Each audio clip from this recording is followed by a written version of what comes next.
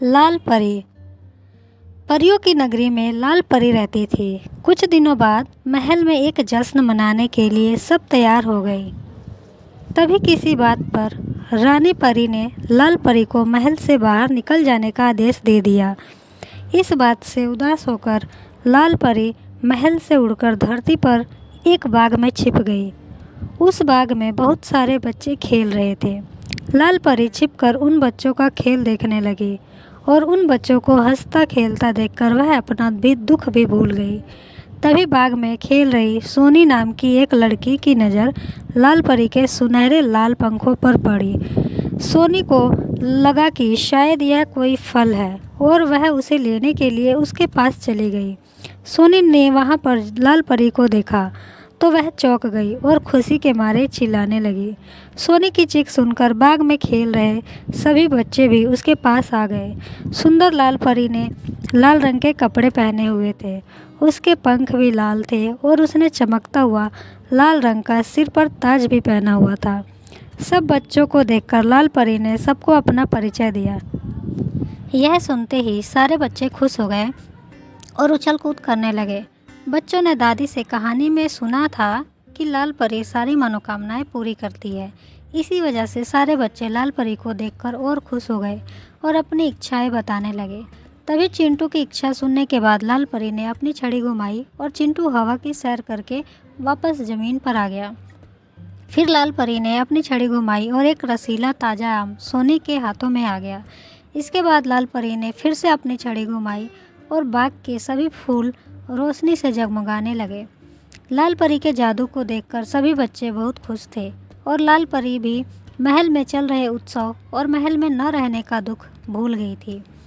इसके बाद जैसे ही फूलों का चमकना कम हुआ, आसमान के तारे चमकने लगे। फिर बच्चों ने लाल परी से विदा लिया और अपने अपने घर जाने को तैयार हो गए। बच्चों के जाने के बाद लाल परी का मन फिर से उदास हो गया। लाल परी को उदास देखकर सोनी से रहा न गया, तो उसने उससे उदासी का कारण पूछ लिया। लाल परी ने सोनी को रानी परी की सारी बात बता दी। यह सुनने के बाद सोनी ने कहा, आपने कोई शरारती हरकत की होगी, तभी रानी परी ने सजा दी है। मैं जब भी घर में शरारत करती हूँ तो मेरी माँ भी मुझे कोई ना कोई सज़ा देती है। सफाई देते हुए लाल परी ने कहा, नहीं, मैंने कोई शरारत नहीं की थी। लाल परी की सफाई सुनकर मुस्कुराते हुए सोनी ने फिर से कहा, कुछ तो शरारत की होगी। इतना सुनते ही लाल परी ने अपनी छड़ी और नज़रें सोनी से चुरा ली। नज़रें नीची करते हुए लाल परी ने कहा, हाँ, मैंने एक शरारत की थी। नोटू बोना सीढ़ी पर खड़ा होकर परी महल के सबसे ऊंची घड़ी की सफाई कर रहा था। मैंने सीढ़ी को हिला दिया था। डर के मारे वह घड़ी की सुई पकड़कर उसी पर लटक गया और परी महल के सबसे बड़ी घड़ी की सुई टूट गई। उस घड़ी की सुई टूटने के कारण घड़ी रुक गई और परी लोक में सब रुक गया। इसके बाद रानी परी ने अपने जादू से सब कुछ ठीक किया और इसी वजह से गुस्सा होकर उन्होंने मुझे महल से बाहर भेज दिया, जबकि इसमें मेरी कोई गलती नहीं। सारी गलती नोटू बोने की थी। लाल परी की बात सुनकर सोनी ने कहा, मेरी माँ कहती है कि अगर हम अनजान होकर कोई गलती करते हैं तो उसके लिए माफ़ किया जा सकता है, लेकिन अगर जानबूझकर कोई गलती की जाए तो उसके लिए सज़ा देनी चाहिए। तो आप ये बताओ कि क्या आपने उस सीढ़ी को जानबूझकर हिलाया था या गलती से? लाल परी ने बहुत ही धीमी आवाज़ में कहा, जानबूझकर। क्या अगर मैं अब रानी परी से अपनी इस गलती के लिए माफ़ी मांगूं तो क्या वो मुझे माफ़ करेंगी?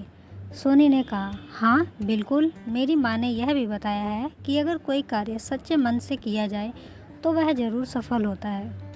इसके बाद लाल परी ने सोनी से कहा कि वह उसकी तरफ से माँ को धन्यवाद दे और अपनी जादुई छड़ी घुमाकर अगले ही पल में सोनी को उसके घर पहुँचा दिया।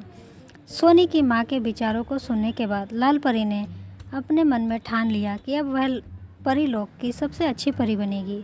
इसके बाद उसने अपने दोनों पंख फैलाए और आसमान की तरफ उड़ चली, रानी परी से अपनी गलती की माफ़ी मांगने के लिए।